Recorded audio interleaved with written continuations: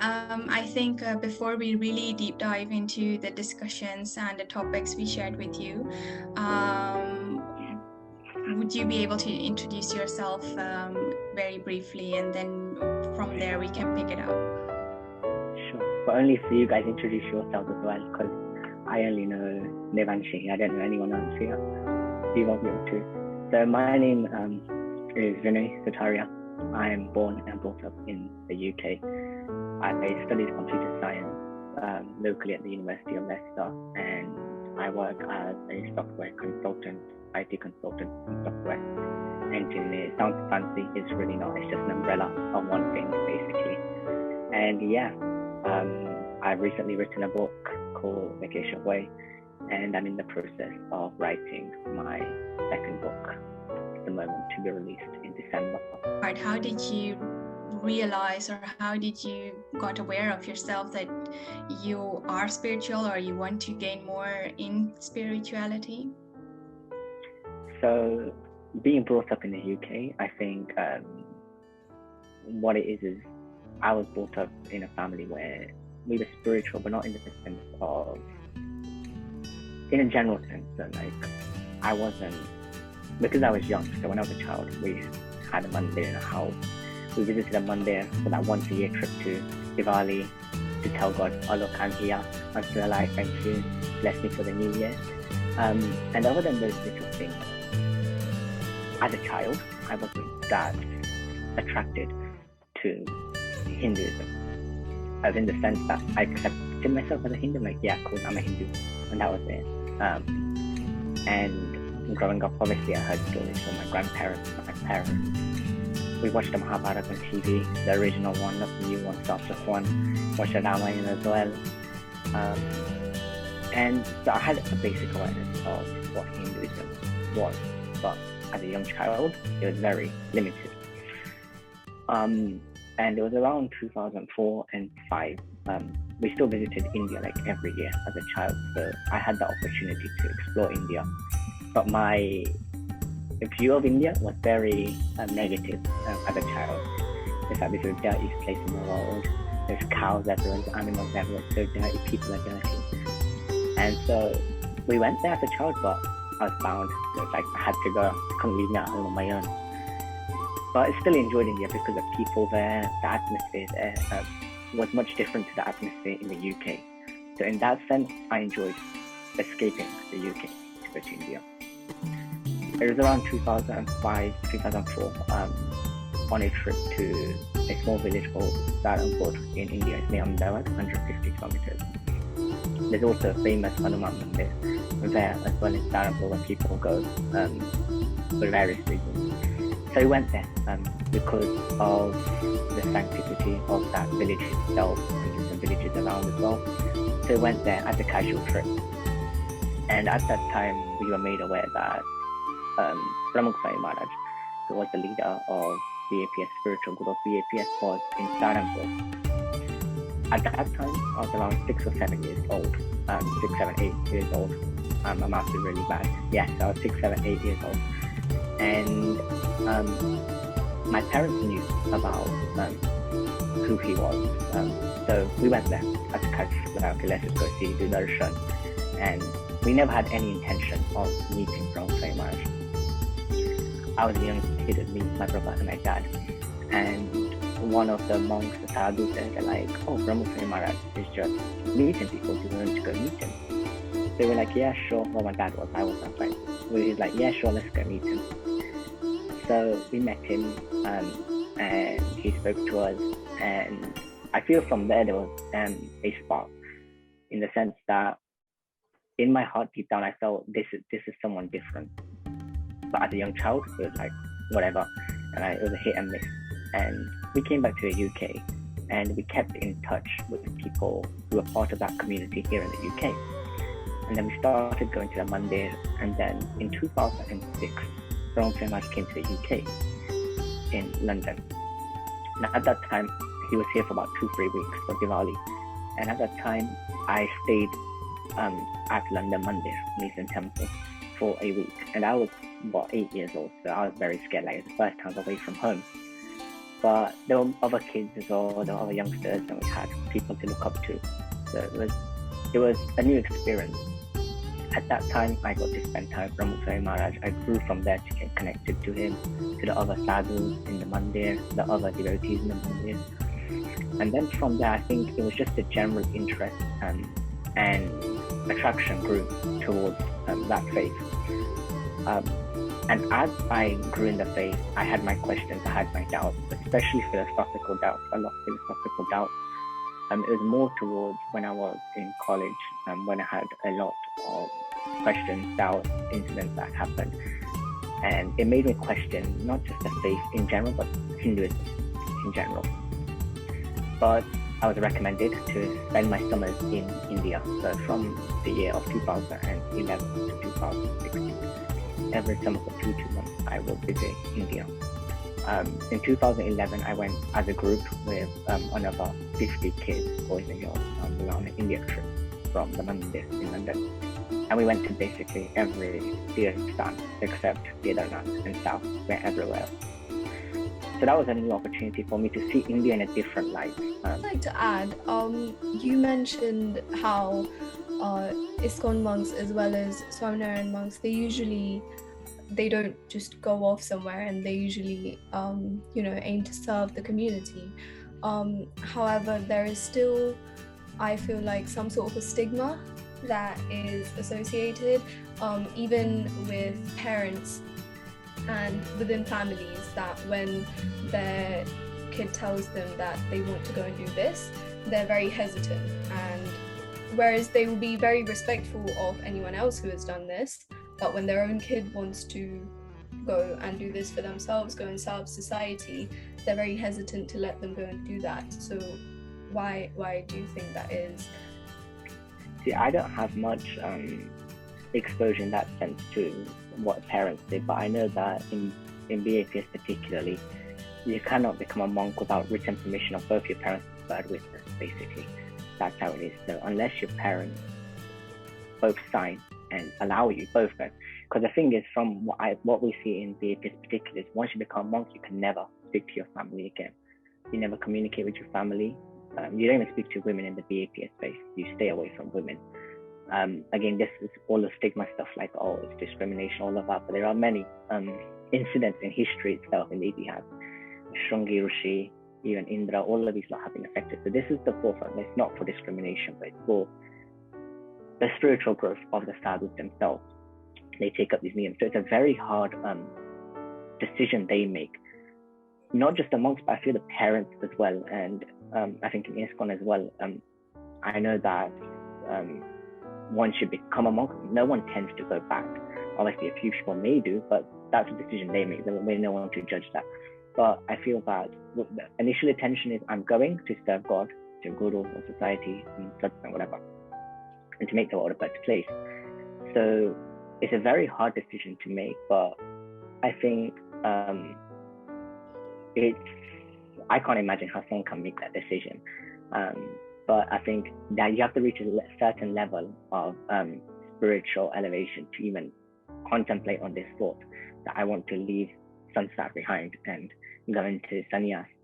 So I think there is a stigma, but I think even in ISKCON, it's a bit more open in the sense that they can speak to the parents, visit when they need to, on family occasions. So I think on both sides, there are rules or guidelines set in place to allow for, it's not very strict, you know what I mean? It is strict, but it's not strict at the same time. Like, it's like, we're okay if you leave. It's not like you're kidnapped and you become sadhu and that's it.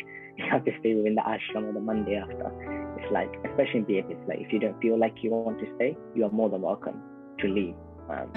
What you were saying regarding family, it really depends on the person's situation. It can vary. Some people are more open and some people take more time to adjust to it.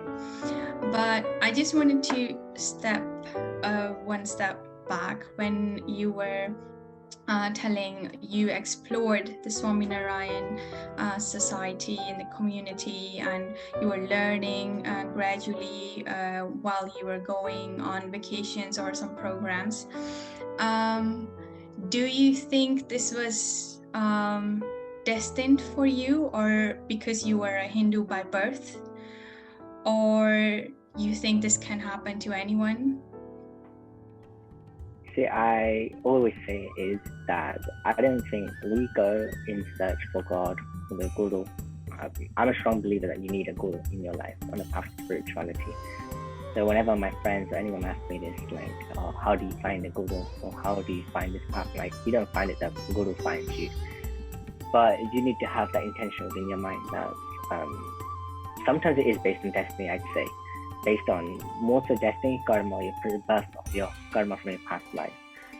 And I think all major Hindus, they emphasize on this, that to even take birth as a Hindu, or any religion, let's not limit it to Hinduism, but to take birth as a Hindu, to take birth in Hinduism is when your karmas have accumulated to that level that you take birth in India or as a descent of Bharat Khand. So I think it's a mixture of both. It's a mixture of your intention and as well as your karma as well. Following this path, especially being in the UK, you could experience a lot of backlash. I mean, being part of such a highly spiritual society where you've also guidelines in how to live at home,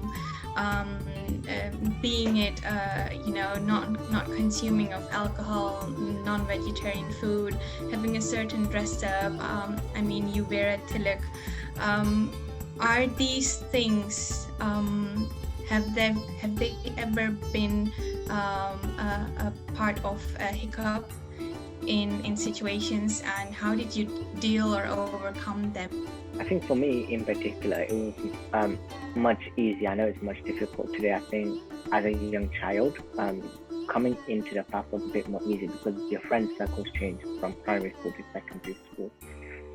And so from a younger age, if you come in from a spiritual background, it is easier. I'm not saying that it's impossible if you come from a later stage to progress in any spiritual path, but for me in particular, it was much easier in that sense that I was able to transition over in my way of life.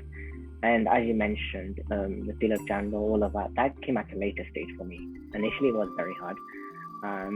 Even to do it every day, it was something, because we, like you said, like when you're already within a certain comfort zone, to come out of that comfort zone in any situation is very difficult.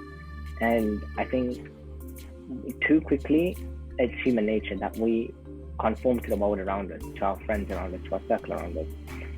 If we try to be unique in the sense of try to do something different from the group, we question ourselves, like, what will they think? And again, I think we're going to come to it anyway. It comes down to ego.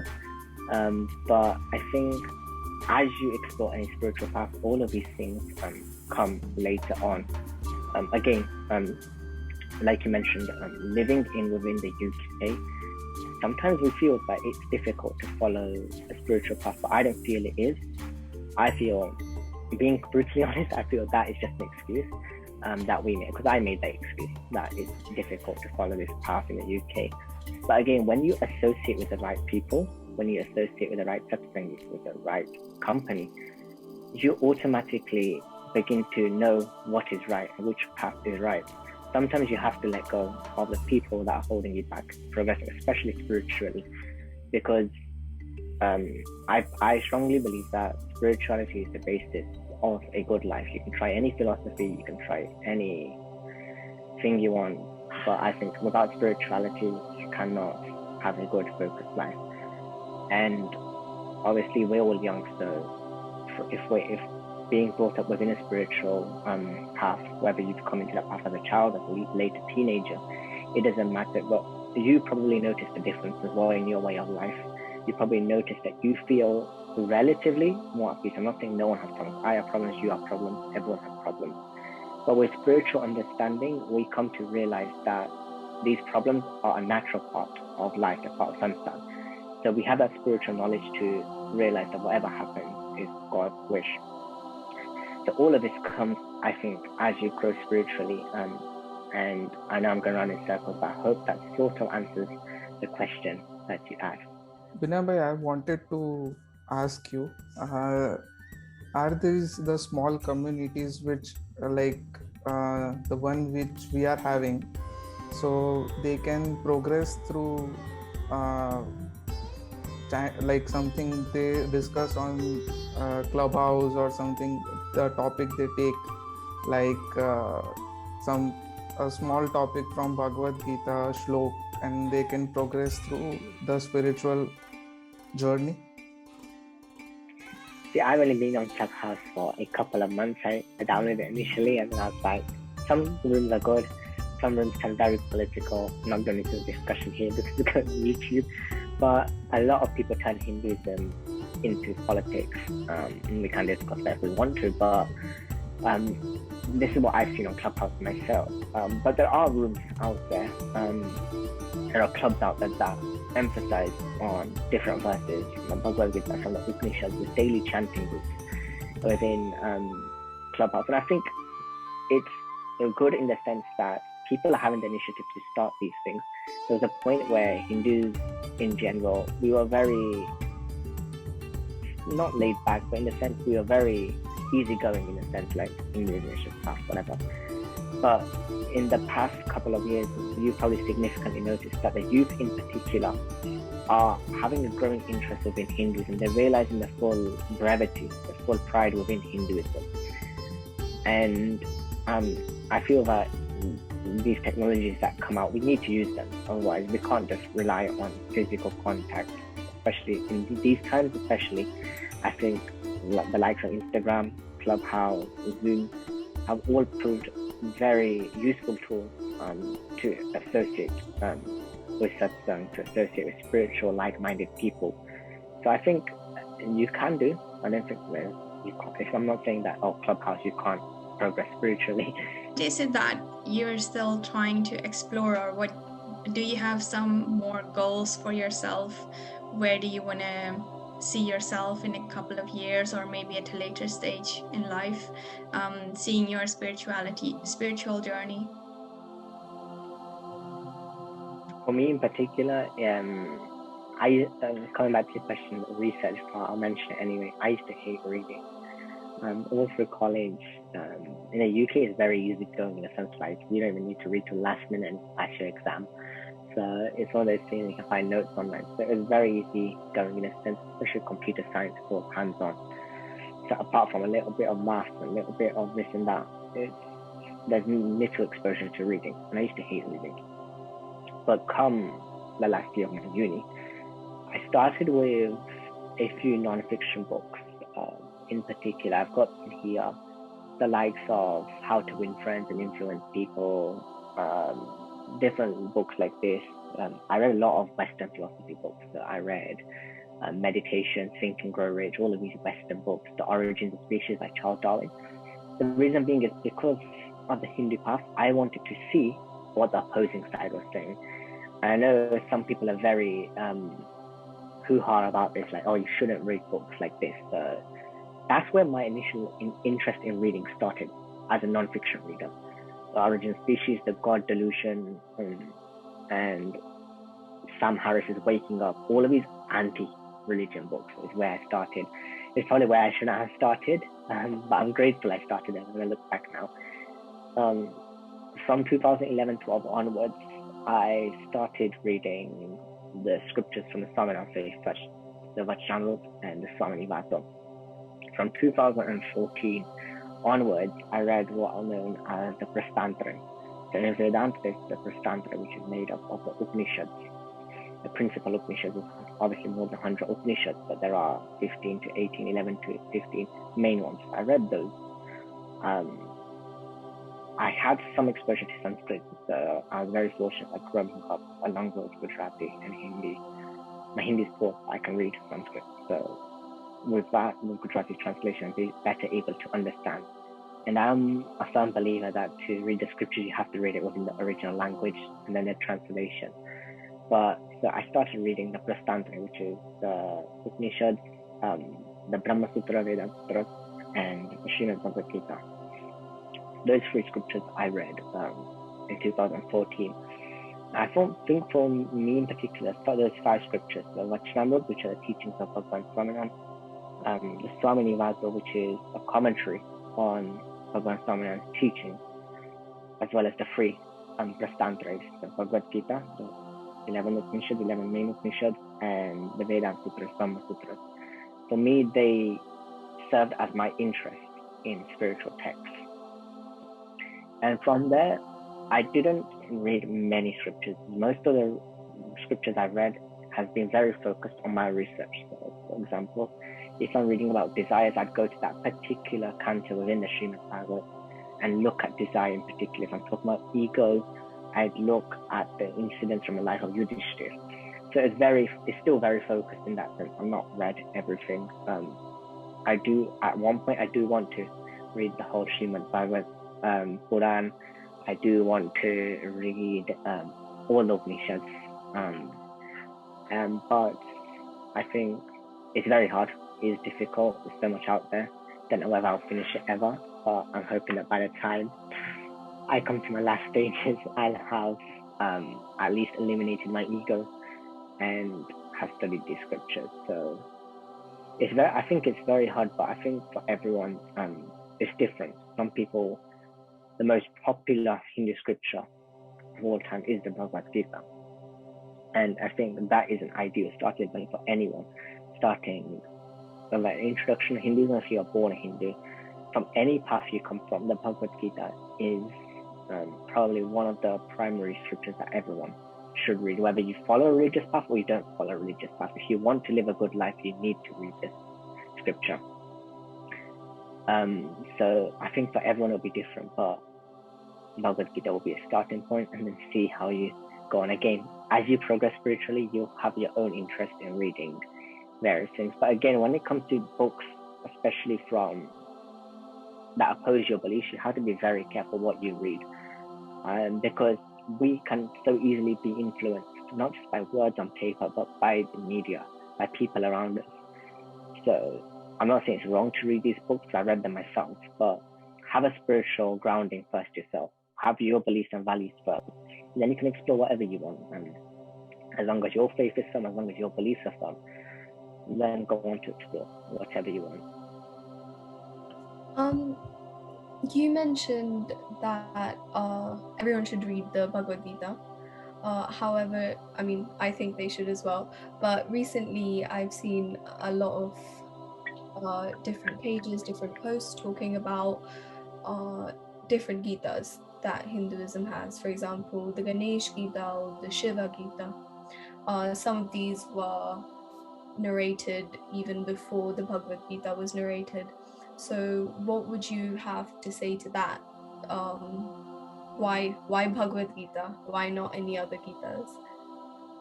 The Bhagavad Gita is the most applicable to us in modern day life, whether you're a sannyasi, whether you're a grahastha, whether you're a brahmachari, whatever path you may be within the varnashram, the Bhagavad Gita is applicable at every aspect of your life. There are many Bhagavad Gitas, even the Ashtavakra Gita, which I've read recently, and I'll even include that in my book, parts of it. There are, like you said, there are so many scriptures in itself, but I think for the Bhagavad Gita, it's very easy to understand. Understand in the sense it's very easy for us to take what's written within that Granth and see how it applies in our life. To apply this teaching is a step that you take after that, which is the harder part. But to understand what Sri Krishna Bhagavan is saying to Arjun was in the field of within Kurukshetra battlefield, it's not just a war that's happening outside. That war is happening within all of us as well. We are affected by the same enemies as the Kauravas, but in the form of our inner enemies of lust, anger, greed, jealousy. All of it affects us. When you look at it, the Mahabharata can be taken as an analogy for the battle that goes on within each of us, between what is right and what is wrong, between Dharma and Adharma. So I think, like you said, like why the Bhagavad Gita? I think whether you're religious or not, the Bhagavad Gita is a magnificent Granth. Even the likes of Arthur Schopenhauer, who was one of the philosophers I studied, he's a Western philosopher. He was one of the atom bomb people. He said that, these are Western philosophers, right? They said that the Bhagavad Gita has been the solace of my life and it will be the solace of my death. Why would he say this? So all of this made me look into it more as well, that people from the West have looked at these granths as well. And even today, more people from the West are looking towards the East. There was a point in where the East looked to the West, but I think everyone from the West is turning East now. So I think the Bhagavad Gita should be a starting point, because regardless of where you are in life, you will find something that's relevant to you in your life, or that you will find something that Sri Krishna has said or Arjun says. Obviously, Arjun barely speaks, most of it's Krishna Bhagavan speaking. But the teachings within the Bhagavad Gita are relevant as today, as they were 5,000 years ago. That's why I think people should read it. But Itihas and all that can come after. The Purans can come after. The Charitras can come after. Or it can come alongside to know how the avatars of Bhagavan came on earth, how they lived their life, and how we can take messages away from that. But as a guide, I think the Bhagavad Gita is very useful in today's life. I think I'm trying to play the devil's advocate. So I follow what you're saying, and I fully agree that, you know, one should try to step by step go into the Shastras, especially the Bhagavad Gita is the best guide for anyone who is also not religious. But for many of us, it's difficult to overcome that step, especially if you're not guided, if you do not have a spiritual guru around, or your parents are not fully doing all the rituals or the traditions which come with spirituality and our religion. And I think behind all the problems, or all the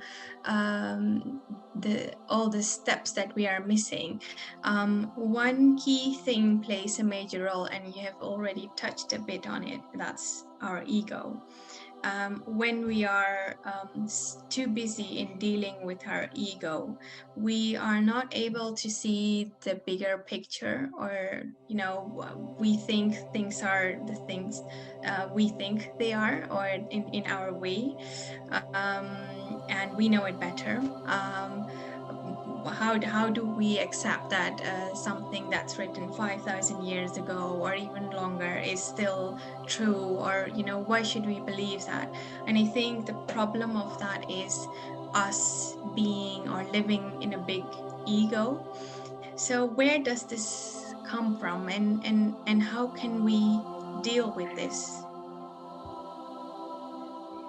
I like how you mentioned that. I think you're trying to ask, like, how can teachings 5,000 years ago be relevant today, right? True, but because today we are so overpowered by the media and things that are happening around us.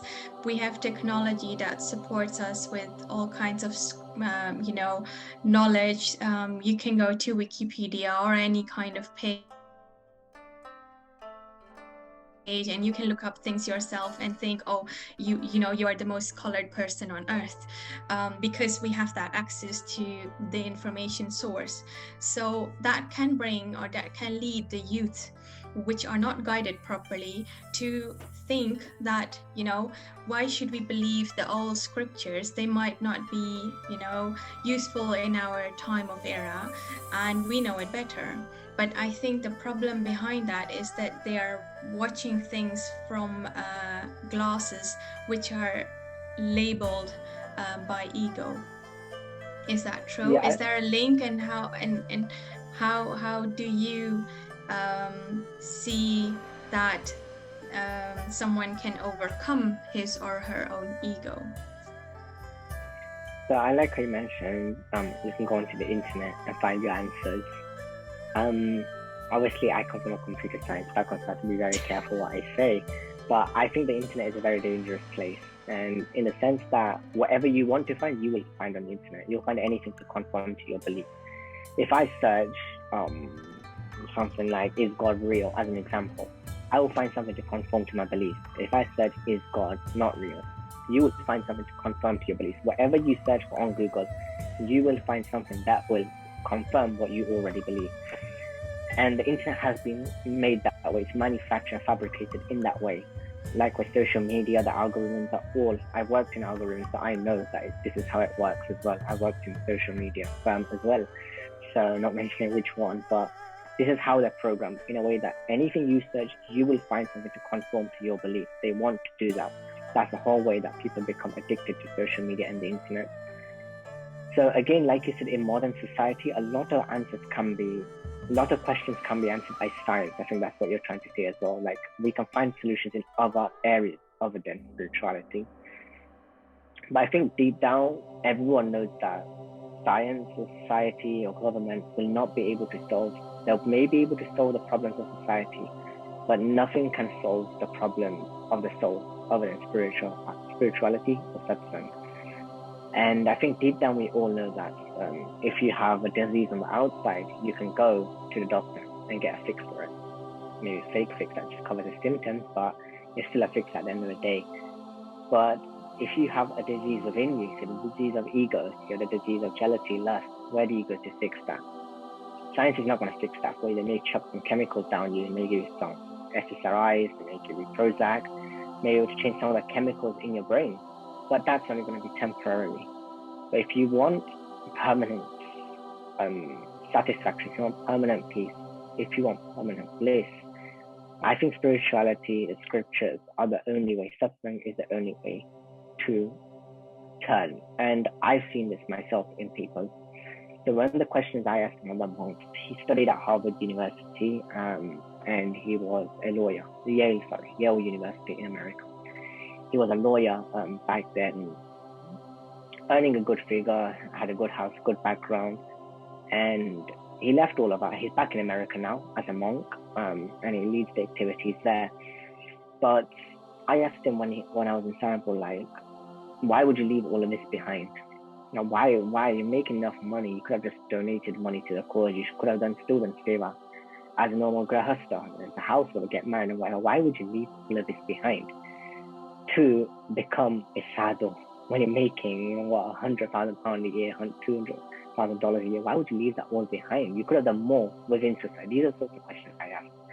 Not because I wanted to play devil's advocate, because this is something that's seriously going on in my mind. Like, you're leaving a salary behind to make no money. You make it, well, you're doing stuff for God as well at an basis, still seva, but why would you do it? And he answered very nicely with this example that society may be able to solve the problem of the external world, but the internal world can only be solved by Bhagwan and the Guru. So that clicked something in my mind, that these people, these monks, these sadhus, they're leaving everything behind, but they're finding something better, something higher, and they don't look back. I don't know anyone that's looked back and felt that they've regretted this decision that they've made. And when I was in Sanatana, just to share a bit of background, if you get my book, you'll know this, but I'll share it anyway, is that the way that they live within Sanatana for the 7 years that they're in training, 7 years in training, it's completely different, right? Just as an example, in America, or even here, let's take an example of a British youth that goes to become a monk. He lives in a bed here. He gets meals like 4 or 5 times a day. He gets to eat whatever he wants. And he goes to Sanatana. They have to hand in their phones. They have to hand in the devices. They get nothing. Then it's similar in ISKCON as well. It's similar there as well. It's similar in different ashrams as well. It's where they sleep on the cold, hard floor. There's no AC. There's scorching heat. You fast 5 times a month. Nothing, no food, no drink. And still you wake up every day at 3 a.m. and you go to sleep at 11:30. You're getting 4 hours sleep. This is one of the books, this is one of the topics that I talk about. It's like, is it quantity of sleep or is it quality of sleep? It's a very interesting thing I talk about. But all of these factors come into play in their changed lifestyle. And for me, I was like, why would you leave all of that behind to come and live a life of discomfort? From a worldly sense, it's discomfort, right? If you look at it, that is discomfort. Sleeping on the cold, hard floor with like a single layer of, like this single quilt or duvet on the floor and sleep. You don't get to speak to your family. It is very restricted. You don't get to speak to any women from a guy. That's much harder, I think, especially with the inner enemies. You don't get to speak with anyone from you. You don't get to touch money. So this entire lifestyle is very difficult in that sense.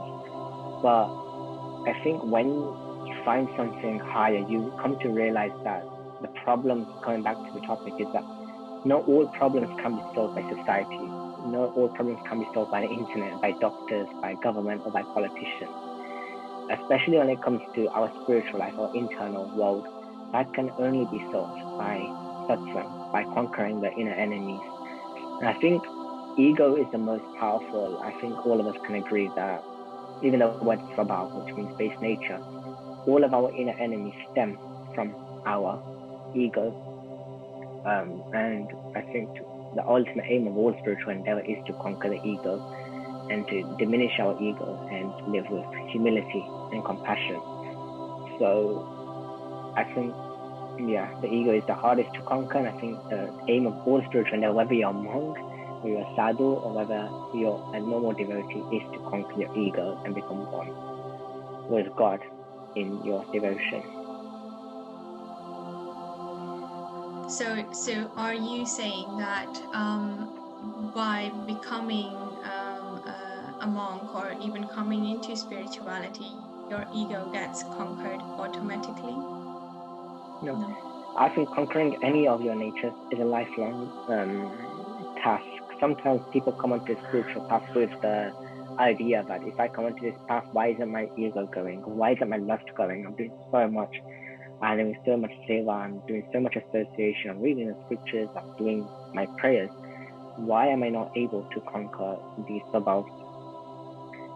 And I think again it comes back as you progress spiritually, you come to realize that, especially when you look at the itihas of India and Hinduism in general, to conquer the inner enemies is a very difficult task. Even the likes of Indra haven't been able to conquer them. So we're not saying that they're low or the high. That's not for us to judge whether Narad is high, Narad is low, or whatever. But it goes to show that even if these guys cannot conquer it immediately, who are we in comparison to them to conquer it? So I think it's a lifelong journey, but I've seen people that have conquered, particularly my gurus. I think for me, it was very, it's experience more than theory for me. And I'm very scientific in that sense that if you tell me something from the scriptures, I won't believe it until I see it in action. And for me, I saw that in the life of my gurus, that whatever they preached, they already lived within their lives. So, and there are incidents that I not only saw when I was with them, when I'm with my family, I didn't see it, but when certain incidents happened in their life, how they reacted, how they moved on in situations, that they don't just practice what they preach, they preach what they already practice. So for me, it was that, in the sense that there are many gurus out there. There are many people that will tell you to this, many people that do kathas and stuff, that say Ram did this, Ram was this, so what are you? So isn't that for me that, okay, how are you living your life? Who's speaking? And his devotees, how are they living their life? And for me, that's what it was, in action. But I think, again, it's not something that can happen immediately. Like, I wouldn't say I haven't conquered any of my inner enemies yet. But I have faith that as you progress within any spiritual path, with the grace of Bhagwan and the Guru, it is possible, but it's only for Krupa and grace. Without Krupa or grace, you cannot conquer your inner enemies by your own accord. That's how I feel. But as long as your Purusharth is there, as long as your endeavors are there, then God will look at you with compassion eventually. And that's one of the things that Bhagwan Swaminathan says in the Vaishnava, that he's asked the question, the whole of Vaishnava is a question answer. And one of his monks asked him that, we've been in satsang, we've been with you for so many years, why are we still affected by these inner enemies? And this is what he says as well, that as long as your efforts are there, at one point God will look at you with krupa, and with a click of his fingers, he will get rid of your swabhavs, your inner enemies. And whether that happens today or at the end of your life, it's going to happen. And when we come to that stage, I think we just keep trying. As long as our efforts are there, as long as our faith is there, I think faith is the most important thing. And I think a lot of people there are points in our life where we will question our faith. And there's certain incidents that will happen, maybe someone dies or something happens, anything can happen, lose our job or whatever, but we question our faith. But at that time is the biggest challenge on how we progress spiritually. I can go on and on in circles, so just stop me. Yes. I think your point is clear, and it is very hard, but we should still um, go along on this path and make sure that we get the right association. As you mentioned, the Sangati is really important, which keeps inspiring you. But along with that, what I briefly touched upon earlier was there is a certain lifestyle that you have to adopt when you go on the path of spirituality. And I think the whole purpose of having to adopt that lifestyle is to align the mind, the body, and the soul. Because I'm a strong believer of garbage in, garbage out, whether that's for eating or drinking or reading or watching, hearing. So how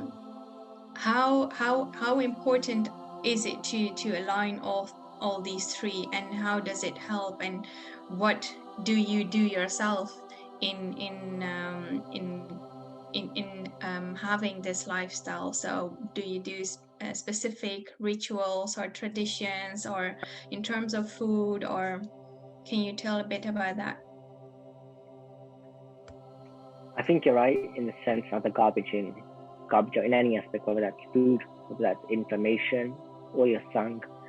Since you mentioned sang, I'll mention one thing. One thing that Brown Krimaj often used to say in Gujarati was Jevo sang, Devo rang. He said it especially to teenagers, like, as your company, that's how you become. So I think all of this is garbage in, garbage out. The people you associate with, the things you associate with, that you expose yourself to, affects your inner life, and we will have all experienced this. And we see people experiencing it as well, whether you're the Prime Minister, President, or whether you're a person in the street. Everyone is affected by that what is around us. And you mentioning the mind, body, and the soul, I think from a Hindu perspective, there's a very fundamental belief that we are the soul. Within Hinduism, there are different beliefs. Some people believe that the soul is energy. I'm not going to question it. I have different beliefs myself. I don't believe that the soul is one energy.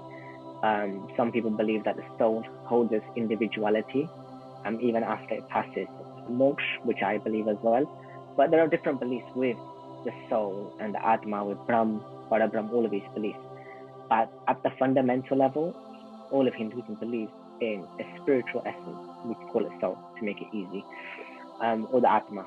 In my book, I hate the word soul. I don't use the word soul because it's a westernized word. It's a Greek-based word, so I use the word Atma. So the mind, body, and the Atma, they all have a connection. The mind and body are one, whether you believe it or not, and science has proved it now. There's still growing research within the field, but there is a clear mind-body connection. And like you mentioned, and I think everyone experiences it. Like, for example, in the Bhagavad Gita it says as well, that Rajas, Sattva, Rajas, and Tamas guns, that pervades all of Maya, all of existence. But that can also be taken at a subtle level in what you eat as well. So whether you're from, whether you're Vaishnav, at the end of the day, Samana Sampradaya the roots are within the Vaishnava Sampradaya itself. So I think that one of the fundamental, not rituals, but traditions is not to eat onion and garlic. And this comes down from the tamas gun. And again, what you eat can affect your thoughts as well. And we notice it when you eat certain types of food, that has an effect on your thoughts. You will notice it as well. When you eat, for example, for me, I'm Gujarati, right? So if I eat pizza, I know that, okay, yeah, I'm a bit more energetic. Energetic in a sense, in a negative way, yeah. Like my thoughts are very negative. My view of everything becomes negative, and this is how I felt. So then when I ate certain foods like Gujarati food, paneer, because that's my favorite. But whenever I ate that sort of food, I realized that it had a different effect on me. So I think what you take in has a direct effect on your mind. Again, with information as well, what you expose yourself to through your senses all has an effect on your mind.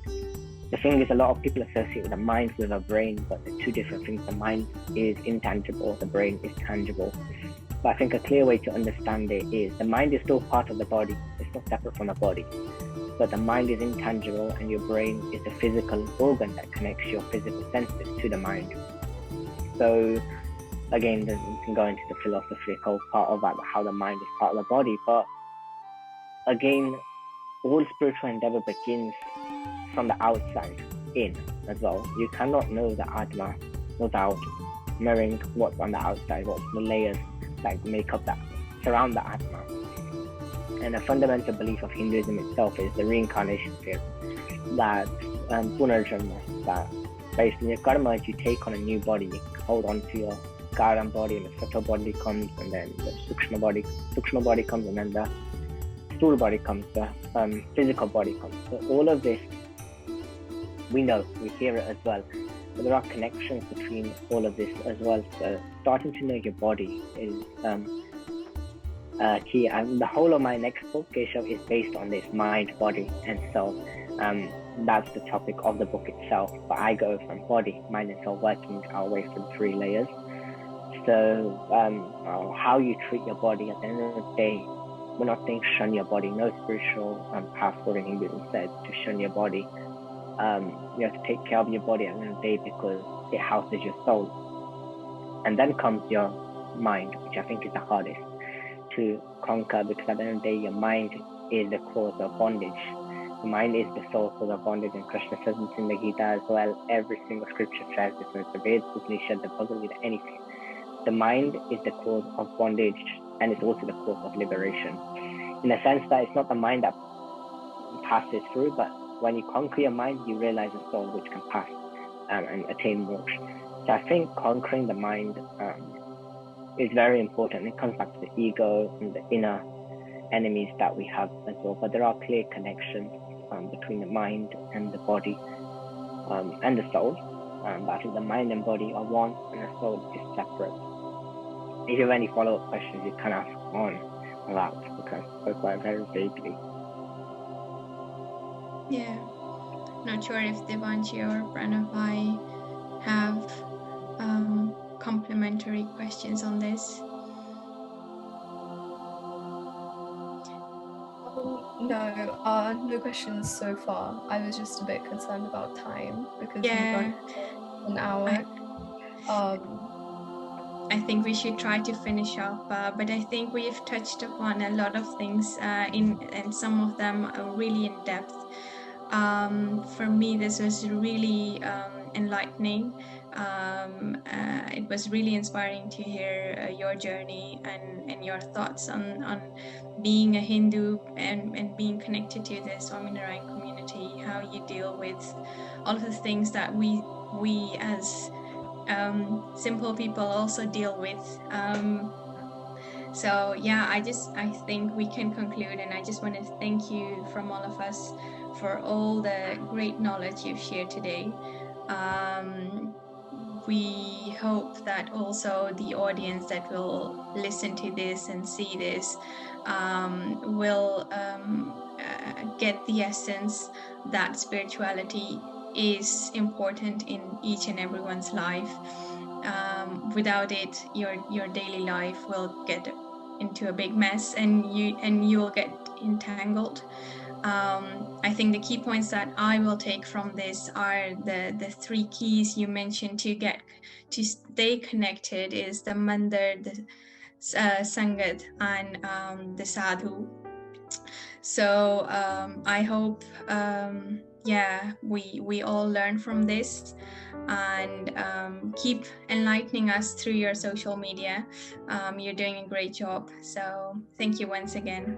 Thank you very much. Yes, thank you for having me. Look forward to reading your next book as well. Yes, definitely. December 2021 pre-orders will come as soon as I finish it. I'm still writing it, but coming towards the close soon. But yeah, December 2021 is when it will be released on all global online platforms, Amazon, Flipkart, basically everywhere, Waterstone, everywhere. And also do visit India.